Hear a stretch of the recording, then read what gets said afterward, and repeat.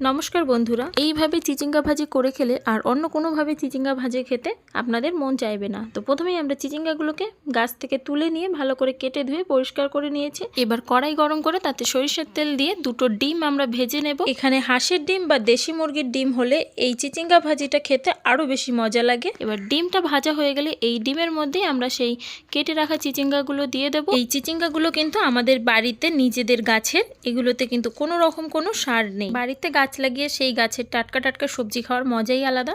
এবার এর মধ্যে দিয়ে দিচ্ছি পরিমাণ মতো লবণ ও হলুদ গুঁড়ো, আর দিয়ে দিচ্ছি দুটো কাঁচা লঙ্কা ও দুটো পাকা লঙ্কা। এবার এটাকে ঢাকা দিয়ে আমাদের কিছুক্ষণ রান্না করে নিতে হবে। এবার কিছুক্ষণ রান্না করে নেওয়ার পর ঢাকাটা খুলে যখন দেখবেন জলটা একটু শুকিয়ে গেছে তখন চিচিঙ্গাগুলোকে আমরা নামিয়ে নেব। এবার কড়াইতে আবারও সরিষার তেল দিয়ে জিরে ফোড়ন দিয়ে সেই ভেজে রাখা চিচিঙ্গাগুলোকে দিয়ে দেবো ও নেড়ে চেড়ে আমাদের ভেজে নামিয়ে পরিবেশন করুন। বাড়িতে অবশ্যই এভাবে একবার ট্রাই করুন, আশা করছি আপনাদের ভালো লাগবে।